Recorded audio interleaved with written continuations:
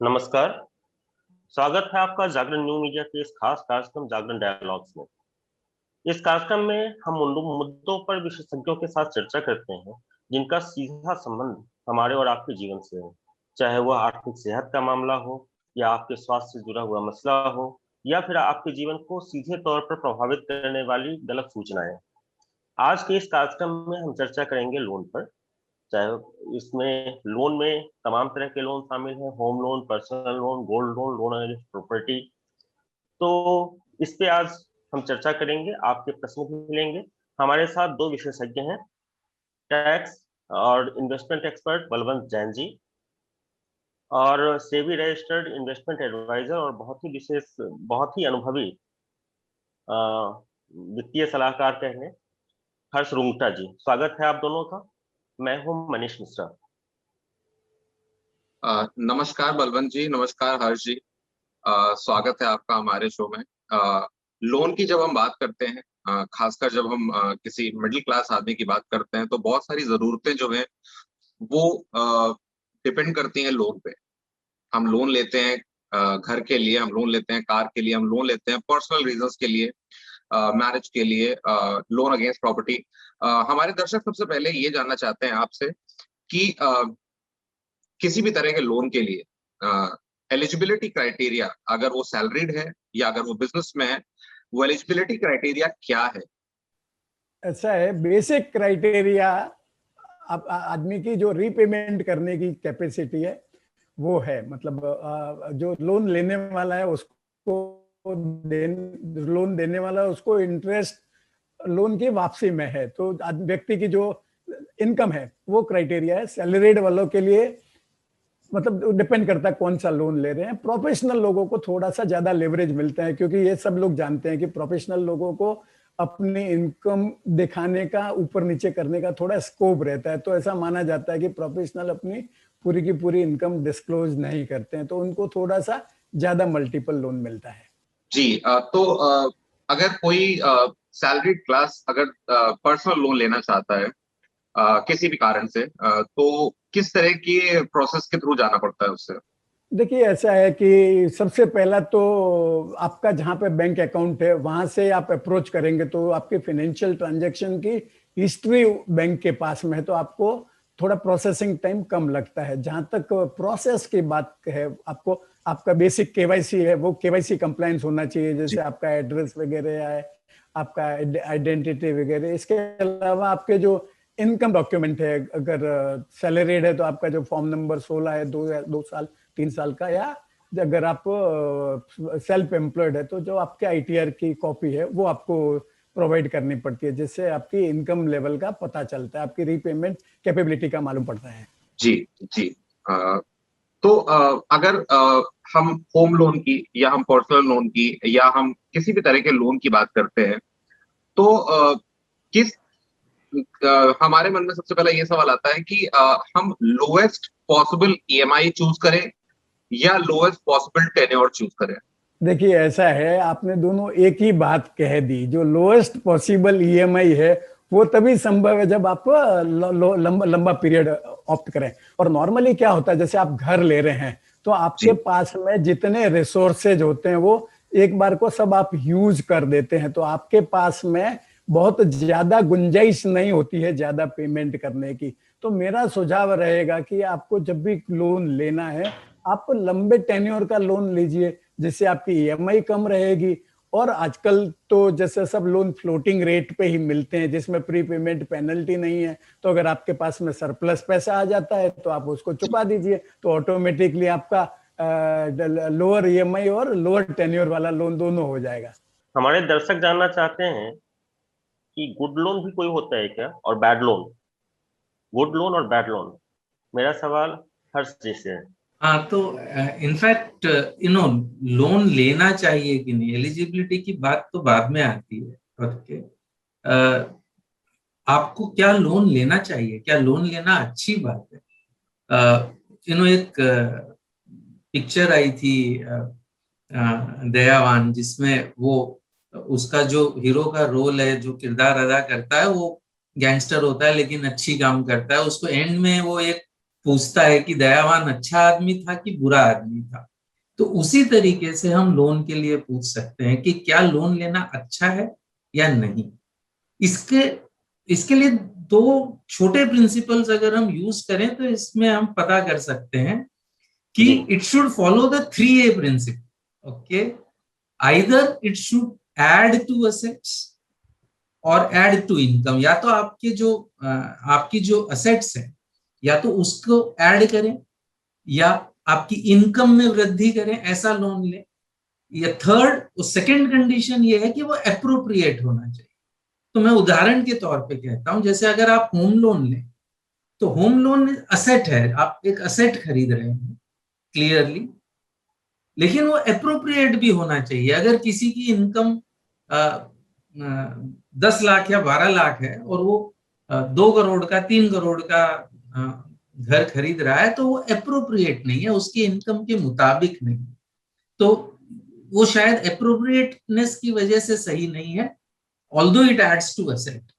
अगर हम education loan लेते हैं खुद की पढ़ाई के लिए या बच्चों की पढ़ाई के लिए, तो ultimately it will add to the family income, और इसलिए वो लोन अच्छा है। अगेन वो एप्रोप्रिएट होना बहुत जरूरी है कि फर्ज करिए आप 5 करोड़ देके कोई कोर्स कर रहे हैं और उससे इनकम आपकी 10,000 रुपए प्रति माह बढ़ती है, तो वो एप्रोप्रिएट नहीं है। ऑल्दो द कोर्स इटसेल्फ में बी वेरी गुड, ऑब्वियसली अगर 5 करोड़ रुपए खर्च हो रहे हैं तो वो बहुत अच्छा कोर्स ही होगा। अब ये तो मैंने एक्सट्रीम एग्जांपल्स दे दिए जिनमें चुनना इजी है। अब अगर हम ऐसी चीजें करें कि क्या कार लोन लेना ठीक है, अब कार लोन तो असेट भी नहीं है क्योंकि कार तो डिप्रिशिएटिंग असेट है, तो उसको असेट में एडिशन नहीं बोल सकते। लेकिन कई शहरों में, बंबई को अगर हम एक बार के लिए छोड़ दें या इवन बंबई को इंक्लूड कर लें, तो पब्लिक ट्रांसपोर्ट में जाना लोगों के लिए पॉसिबल नहीं है। तो आपकी इनकम में वृद्धि होती है, आप जो भी करते हैं, आप नौकरी पेशा हैं तो आप नौकरी करते हैं, आप अगर कोई व्यवसाय खुद का करते हैं तो वो बिना खुद का ट्रांसपोर्ट हुए शायद आप नहीं कर सकते। तो उसके लिए लोन लेना आपकी इनकम में इंक्रीज होता है। Again appropriateness is very important. आप अगर 2 करोड़ की मैसोरिटी ले रहे हैं तो ऑब्वियसली वो एप्रोप्रिएट नहीं है, आपकी इनकम में उतनी वृद्धि वो नहीं कर सकता। तो आई थिंक अगर ये प्रिंसिपल हम यूज करें कि या तो असेट में वृद्धि हो या इनकम में वृद्धि हो और दोनों ही सूरतों में एप्रोप्रिएट हो, तो those are good loans. Anything else is bad loans. हमारे दर्शक हैं हर्षी मनोज जानना चाहते हैं कि उनका कहीं से लोन चल रहा है अभी, होम लोन, और वो दूसरी कंपनी में शिफ्ट करना चाहते हैं, तो इसका क्या प्रोसेस है? और ये जब हम लोन ट्रांसफर करवाते हैं, होम लोन ट्रांसफर करवाते हैं, तो कौन सी बातें ऐसी हैं जो ध्यान में रखनी चाहिए ताकि नुकसान ना हो? आई थिंक चूंकि अगर पहली बात तो ये है कि अगर आपने समय पे भुगतान किया है तो ही आपको दूसरी जगह पे लोन मिलेगा। करंट जगह पे अगर आपने समय पे भुगतान किया है तो अगर वैसा है तो जो नई एग्जिस्टिंग कंपनी है वो obviously does not want to lose अच्छा ग्राहक वो लूज नहीं करना चाहती। तो सबसे पहले आपको जो भी रेट बाहर से मिल रही है, पहले आपने एग्जिस्टिंग लेंडर से ही पूछ लें कि तुम मुझे ये रेट दोगे क्या, तो मैं आप ही के पास रह जाता हूं, मुझे झंझट भी नहीं है। तो अगर वो एग्जिस्टिंग लेंडर ही आपको वो रेट दे देता है तो आपको कहीं जाने की जरूरत नहीं। तो सबसे पहला तो कदम आपको वो करना चाहिए कि पहले पता कर लें मार्केट में क्या रेट मिलेगी, एग्जिस्टिंग लेंडर को कह दें कि मुझे ये रेट दे तो मैं आप ही के पास रह जाता हूं। कोई कारणवश अगर वो नहीं दे रहा है तो उसका प्रोसेस क्या है? प्रोसेस बहुत ही नए वाला जो है वो आपका कंप्लीट जो भी केवाईसी है ये सारे डॉक्यूमेंट्स करेगा, एलिजिबिलिटी देखेगा, मेन चीज है ट्रैक रिकॉर्ड देखेगा जो उसको बाहर से क्रेडिट ब्यूरो से मिल जाएगा, और वो अगर अच्छा होगा तो वो आपको देगा। आपको कुछ डॉक्यूमेंट्स देने पड़ेंगे एग्जिस्टिंग लेंडर से, वो देने के बाद आपको नया जो लेंडर है वो आपको डिसबर्समेंट दे देगा ताकि आप इसका लोन रिपेमेंट कर सकें एग्जिस्टिंग लेंडर का। 10 या 12 दिन लगते हैं, 15 दिन लगते हैं आपको टाइटल डीड्स मिलने के लिए। वो उस समय के लिए आपको एक इंडेमनिटी न्यू लेंडर को देनी होगी, और उसके बाद जब आप टाइटल डीड्स नए लेंडर के पास चली जाएगी, उसके बाद वो रेगुलर होम लोन उस लेंडर के साथ हो जाएगा। बलवंत जी, रिड्यूसिंग रेट और फ्लैट इंटरेस्ट रेट में क्या अंतर होता है, और अगर हम अलग अलग तरह के किसी भी तरह के लोन को अवेल करते हैं तो हमें किस तरह के लोन ऑप्शन के लिए जाना चाहिए अगर वो अवेलेबल है तो? देखिए, रिड्यूसिंग रेट मतलब रिड्यूसिंग बैलेंस जो है, आप जितना पैसा वापर रहे हैं, यूज कर रहे हैं, उस पे ही ब्याज लगेगा, वो तो रिड्यूसिंग बैलेंस हो गया। दूसरा जो फिक्स इंटरेस्ट है, आपने जो अमाउंट का लोन लिया है उस पे पूरे टेन्योर के लिए पूरी उसी अमाउंट पे जो ब्याज लगता है उसको फिक्स इंटरेस्ट बोलते हैं। मतलब आप भले रीपेमेंट कर दिया है, परंतु आपका ब्याज कैलकुलेशन के लिए वो अमाउंट कंसीडर नहीं की जाती है। अगर आपको लोन लेना है तो आपको जितना पैसा यूज करते हैं उसका ही ब्याज देना चाहिए। आपको मालूम होना चाहिए कि मेरी कॉस्ट कितनी है, तो आपको फिक्स जो इंटरेस्ट वाला है, फिक्स वो नहीं लेना चाहिए। आपको जो रिड्यूसिंग बैलेंस वाला लोन है वो ऑप्ट करना चाहिए। जी, तो अगर कोई होम लोन ले रहा है और अगर वो अपने निर्धारित समय से पहले उस होम लोन को चुकाना चाहता है, मतलब कि वो प्री क्लोजर के लिए जाना चाहता है, तो उसके लिए क्या प्रोसेस है, और क्या ये कहीं बेनिफिशियल होगा या नहीं होगा? देखिए, ऐसा है कि आप प्री पेमेंट करना चाहते हैं या प्री क्लोजर करना चाहते हैं, वो करने के पहले आपको ये इवेल्युएट करना जरूरी है कि आपको भविष्य में पैसे की जरूरत तो नहीं पड़ेगी, क्योंकि अगर भविष्य में जरूरत पड़ गई तो आपको पर्सनल लोन जैसा महंगा लोन लेना पड़ता है, आपको होम लोन जितना सस्ता लोन नहीं मिलता है। तो ये प्री पेमेंट करने के पहले आप ये इवेल्युएट कर दीजिए आपका कम से कम अगले 2 साल का जो कैश फ्लो रिक्वायरमेंट है। जहां तक सवाल है कि क्या प्रोसेस है, प्रोसेस कुछ नहीं, आप एकदम सिंपल है। आपको बैंक को अप्रोच करना है, आप उनसे कहना है कि मेरा जो कितना बैलेंस है और मुझे मेरा लोन अकाउंट क्लोज करना है, तो आपको वो फिगर दे देंगे कि भैया ये इतना फिगर है, इतना पेमेंट कर दीजिए। आप जब पेमेंट कर देंगे तो आपको जो आपके डॉक्यूमेंट है वो वापस मिल जाएंगे। और चूंकि आजकल लोन सब फिक्स ये फ्लोटिंग रेट पे ही है, तो आरबीआई के इंस्ट्रक्शंस के हिसाब से कोई प्रीपेमेंट पेनल्टी वगैरह भी नहीं लगता है। जी, इसी से जुड़ा हुआ मेरा एक सवाल हर चीज से है, बैलेंस ट्रांसफर लोन क्या होता है सर, और इसको कैसे अवेल कर सकते हैं? बैलेंस ट्रांसफर तो ये तो इंडस्ट्री जार्गन है, मतलब हम लोग आम भाषा में इसे कहें तो अगर हम एक लेंडर से लोन शिफ्ट करके दूसरे लेंडर के पास ले जाते हैं, मतलब एक लेंडर का बैलेंस हम दूसरे लेंडर के पास ले गए, उसे बैलेंस ट्रांसफर कहते हैं। तो जो पहले सवाल में मनीष जी ने सवाल किया था कि अगर हमें शिफ्ट करना है, उसको ही बैलेंस ट्रांसफर कहते हैं। तो कई चीजों में हो सकता है, होम लोन में हो सकता है, कोई भी लोन में बैलेंस ट्रांसफर हो सकता है, बट प्राय होम लोन में ज्यादा होता है, क्योंकि होम लोन में अवधि बहुत लंबी होती है, कई सालों की अवधि बाकी रहती है, तो उसमें जो ब्याज की सेविंग होती है, उस ब्याज की सेविंग वो मटेरियल होती है कि उसके जो प्रोसेस है उसको आप फॉलो करें। तो बैलेंस ट्रांसफर उसी को कहते हैं, शिफ्टिंग एक जगह एक लेंडर से दूसरे लेंडर के पास को बैलेंस ट्रांसफर कहते हैं। तो सर, अगर होम लोन कोई अपना होम लोन अगर किसी एक लेंडर से दूसरे लेंडर पे अगर वो शिफ्ट कर रहा है, तो क्या उसे कोई टैक्स बेनिफिट होगा इसमें? तो टैक्स बेनिफिट कोई लूज नहीं होगा। अगर उसे जो भी टैक्स बेनिफिट पहले लेंडर के साथ मिल रहा था, अगर होम लोन है और अगर सेल्फ ऑक्यूपाइड प्रॉपर्टी है, तो अप टू 2 लाख का लोन इंटरेस्ट वाज डिडक्टिबल, तो वो डिडक्टिबल रहेगा बावजूद इसके कि आपने लोन पुराने लेंडर से नए लेंडर के पास शिफ्ट कर लिया। बेनिफिट ये होगा कि पुराना लेंडर आपको 8.5-9% चार्ज कर रहा होगा, नया लेंडर आपको 6.25-7% देगा, तो वो 2%, 2.25%, 1.5% जितना भी आपको सेविंग होगा, एंड प्रति साल है, पर एनम है, तो बहुत बहुत मायने रखता है। ये जो सेविंग होती है बैलेंस ट्रांसफर में, बहुत बहुत खास करके होम लोन्स पे, होम लोन का लोन अमाउंट भी ज्यादा होता है नॉर्मली, तो वो सेविंग काफी सब्सटैंशियल हो सकती है और टैक्स बेनिफिट्स लूज नहीं होते, ये ध्यान रखना है।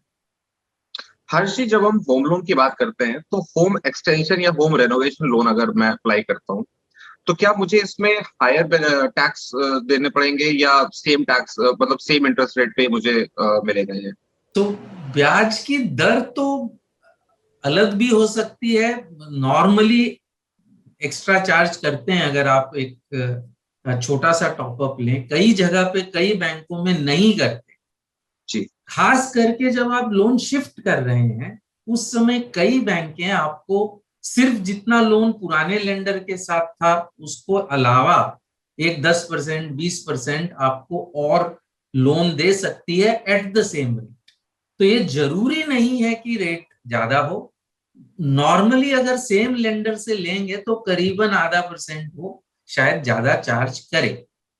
जहां तक टैक्स बेनिफिट्स का सवाल है तो टैक्स बेनिफिट उठता है only for basically home loan. मैं नॉन बिजनेस यूजर्स की बात कर रहा हूं, तो वो सिर्फ होम लोन के लिए आएगा।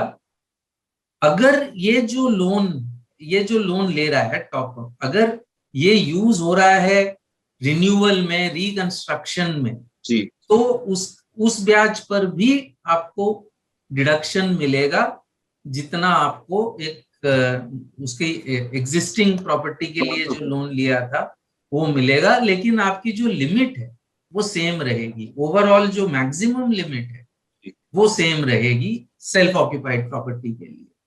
तो वो ध्यान में रखने की बात है आपको। मतलब फॉर एग्जाम्पल, ये बहुत लोग शायद नहीं जानते कि अगर समझो आपने ये टॉपअप लोन का इस्तेमाल जो है इसकी मरम्मत के लिए आपने इस्तेमाल किया, आपका जो भी घर है उसको आपने मरम्मत किया, तो उस पे जो लोन पे जो आप ब्याज दे रहे हैं दैट पोर्शन दैट जो आपने रिपेयर के लिए यूज किया उस पे जो ब्याज दे रहे हैं वो भी डिडक्टिबल है, अलॉन्ग विथ जो ब्याज आप उस लोन पे दे रहे हैं जिसके जरिए आपने वो प्रॉपर्टी खरीदी। हमारे दर्शक जानना चाहते हैं बलवंत जी कि पर्सनल लोन आदमी तब लेता है जब अचानक उसको पैसों की जरूरत आ पड़ती है। पर्सनल लोन महंगा भी होता है, तो क्या कोई ऐसा विकल्प है जो पर्सनल लोन से ज्यादा सस्ता हो और अपना काम भी हो जाए? देखिए कि पर्सनल लोन तो व्यक्ति को जब क्या बोलते हैं गले तक आ जाए तभी लेता है, मतलब और कोई रास्ता उसके पास में नहीं होता है। तो जी, आपके पास बहुत ऑप्शंस हैं। मतलब जैसे अगर आपके पास में कुछ इन्वेस्टमेंट्स वगैरह हैं, आपके पास नेशनल सेविंग सर्टिफिकेट्स है, आपके पास शेयर्स हैं, यूनिट्स वगैरह है, तो आप उनको प्लेस करके भी लोन ले सकते हैं। अगर आपको बड़ी अमाउंट की जरूरत हो, आप आपकी प्रॉपर्टी के सामने भी लोन ले सकते हैं। अगर आपके पास गहने हैं, मतलब गोल्ड ज्वेलरी, और गोल्ड ज्वेलरी तो इंडिया में सबके पास रहती है, तो आप गोल्ड लोन भी ले सकते हैं। तो ये जो मैं लोन बता रहा हूँ वो सब लोन पर्सनल लोन से सस्ते हैं। जी, इसी से जुड़ा सवाल हर्षी से है कि गोल्ड लोन पर्सनल लोन से सस्ता है, इसको अवेल कैसे करें और क्या उसमें क्या फायदा और नुकसान है, दोनों ही चीजें। तो गोल्ड लोन तो हमारे देश में मतलब कई सदियों से, क्या सेंचुरीज से होता आ रहा है। हमने हिंदी पिक्चरों में देखा कि वो लाला के पास आपने कंगन रख लिए और उसके अगेंस्ट में लोन ले लिए। इसी को एक फॉर्मल रूप दे दिया गया है। अब जो नॉन बैंकिंग फाइनेंस कंपनीज हैं, बैंक्स हैं, वो इस व्यवसाय में आ गई हैं कि आप अपनी ज्वेलरी दें, उनका इवैल्यूएशन होता है। और आजकल उन्होंने प्रोसेसेस इतनी अच्छी कर दी हैं कि लिटरली आप ज्वेलरी लेके जाएं। कई नॉन बैंकिंग फाइनेंस कंपनीज में, एक आध बैंकों में भी आपको तुरंत लिटरली आधे घंटे में, 1 घंटे में उसका वैल्यूएशन के सामने लोन कितना होगा वो मिल जाता है। और अगर आपके डॉक्यूमेंटेशन इन ऑर्डर है तो आपको डिसबर्समेंट भी तुरंत मिल जाता है, क्योंकि इसमें सिक्योरिटी एकदम क्लियर होती है, खाली उसका वैल्यूएशन करना पड़ता है। और अगर आपके केवाईसी और आइडेंटिटी डॉक्यूमेंट्स और एड्रेस डॉक्यूमेंट सही हैं तो बहुत जल्दी लोन मिलता है और अच्छे दरों पे भी लोन मिलता है। यही इसका फायदा है। बट फिर भी कोई भी लोन अगर आप ले रहे हैं तो वो जो हमने शुरू में बात करी कि ये अच्छा लोन है कि बुरा लोन है, उस डिफरेंस को ना भूलें। उसके बाद ऑब्वियसली अगर लेना ही है तो उसको सस्ता लेना चाहिए। जी, इसी से जुड़ा प्रश्न बलवंत जी से है कि आपने लोन अगेंस्ट प्रॉपर्टी की बात कही थी, तो यहाँ पे हम होम लोन की घर की बात कर रहे हैं कि किसी ने अपना घर खरीदा, उसकी बहुत सारी ईएमआई दे चुका, आप यूँ समझिए कि अब उसके 5 साल की ईएमआई बाकी है, तो क्या वो वैसी प्रॉपर्टी पर जो ऑलरेडी लोन पर है उस पे लोन अगेंस्ट प्रॉपर्टी ले सकता है? एक तो जो एग्जिस्टिंग लेंडर है जिससे होम लोन लिया है उसको ही अप्रोच करके आप टॉप अप लोन ले सकते हैं, क्योंकि इस पीरियड जितने में आपका लोन रीपेमेंट किया तो लोन का अमाउंट कम हो गया होगा और आपकी प्रॉपर्टी की वैल्यू है वो प्रॉपर्टी की वैल्यू भी बढ़ गई होगी, तो आपकी टॉप अप लोन की एलिजिबिलिटी हो जाती है। जहां तक आप बात कर रहे हैं कि कोई दूसरा लेंडर आपको लोन अगेंस्ट प्रॉपर्टी देगा, मेरे हिसाब से ऐसा है कि उस लोन पे उस प्रॉपर्टी पे पहला चार्ज होम लोन वाले का है और नॉर्मली लेंडर ऐसा है कि दूसरा चार्ज के लिए एग्री नहीं होते हैं। तो जनरली एक्सेप्ट कि जो एग्जिस्टिंग लेंडर है जिसने आपको होम लोन दिया वो टॉप अप लोन के लिए तैयार हो जाए, परंतु उसी सेम प्रॉपर्टी पे जब तक आपका होम लोन चल रहा है तब आपको लोन अगेंस्ट प्रॉपर्टी मिलना मुश्किल है मेरे हिसाब से। जी बलवंत जी, आपने कहा कि उसी समय लोन अगेंस्ट प्रॉपर्टी मिलना मुश्किल है। अगर किसी को इमीडिएट फंड रिक्वायरमेंट है और उसका एग्जिस्टिंग होम लोन या पर्सनल लोन या कार लोन चल रहा है, क्या वो उसको क्या टॉप अप लोन के लिए जाना चाहिए, या अगर वो एक पर्सनल लोन अलग से फ्रेश पर्सनल लोन अप्लाई करता है वो उसके लिए बेटर ऑप्शन होगा?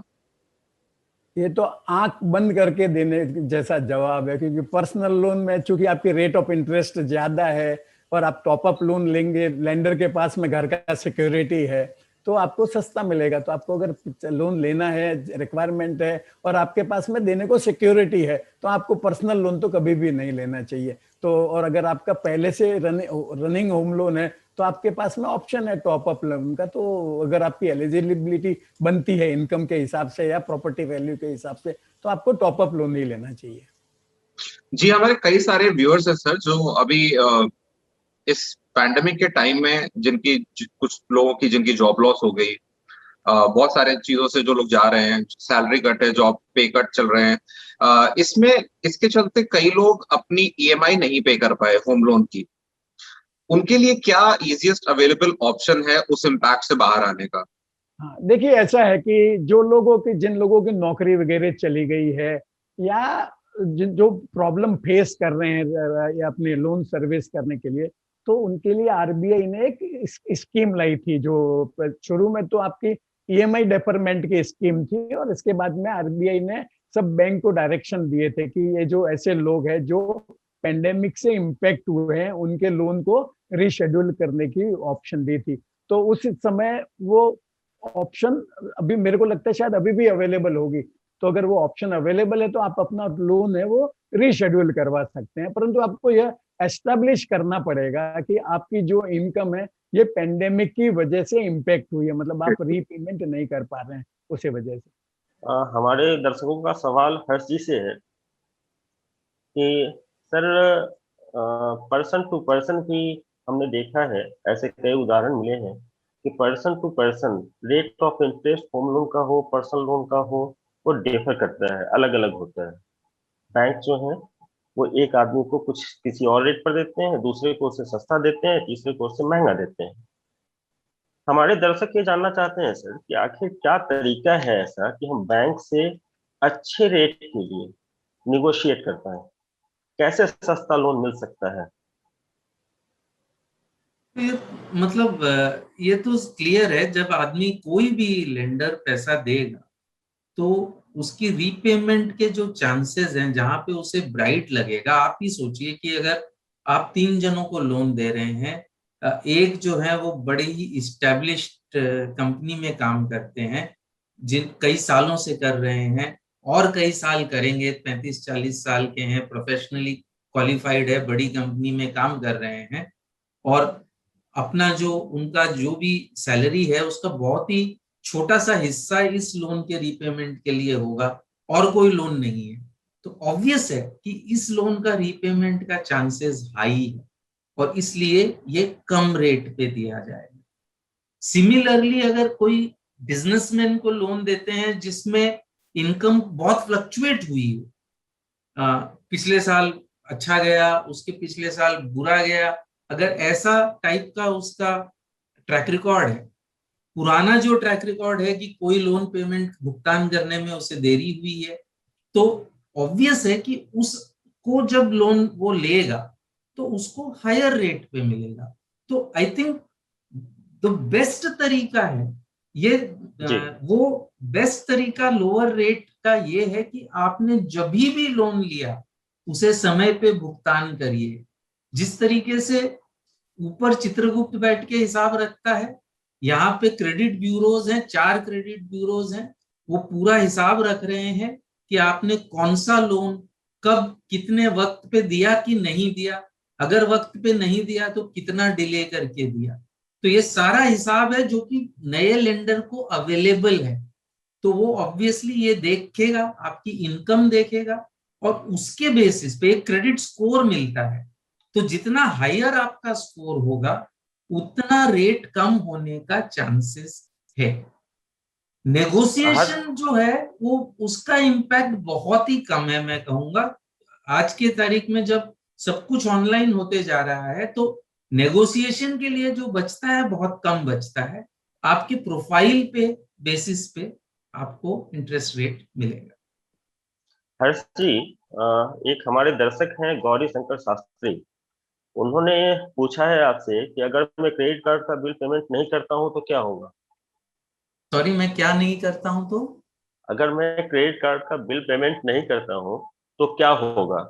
ऐसे सर, ये तो दर्शक हैं हमारे, ऐसे तमाम लोग हैं जिनका पैंडेमिक में क्रेडिट कार्ड ड्यूज जो है वो क्लियर नहीं हो पा रहा है, पर्सनल लोन की ईएमआई नहीं जा पा रही है, होम लोन की ईएमआई नहीं जा पा रही है।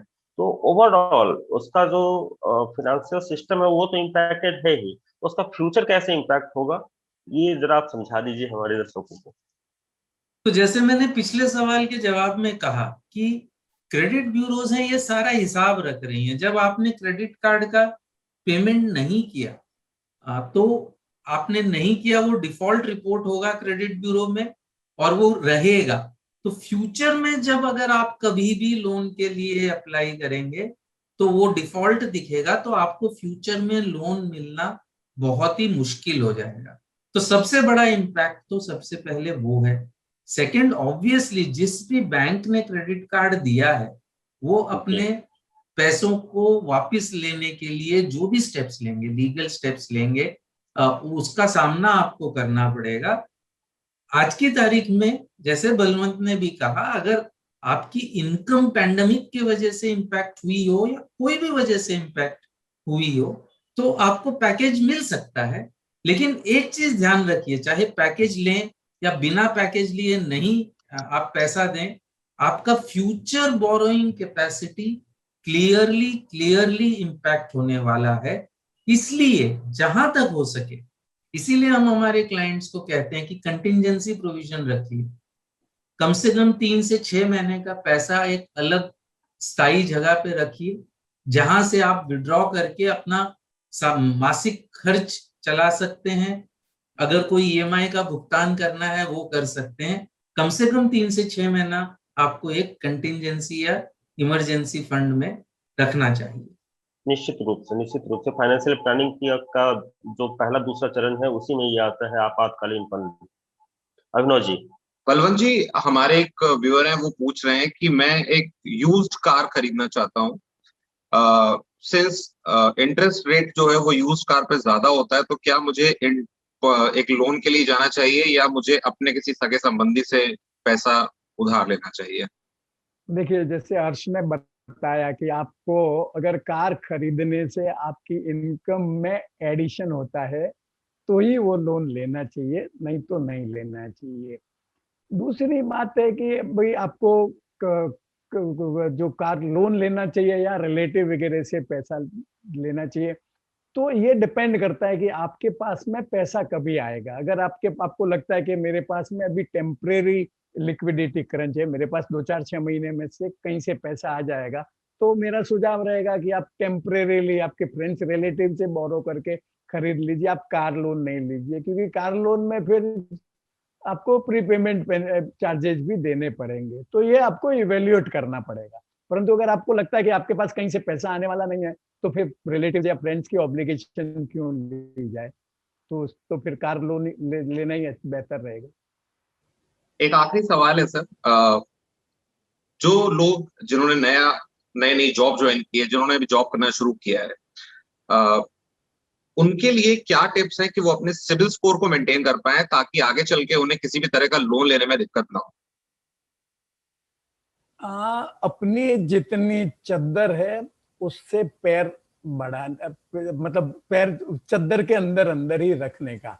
मतलब आप क्रेडिट का, नॉर्मली क्या होता है, जैसे नया नया जॉब लगता है तो थोड़ा स्पेंडिंग आदत रहती है, खर्चा करो, मजे करो, ऐश करो। तो यह ध्यान रखना है कि अगर आप क्रेडिट कार्ड से भी अगर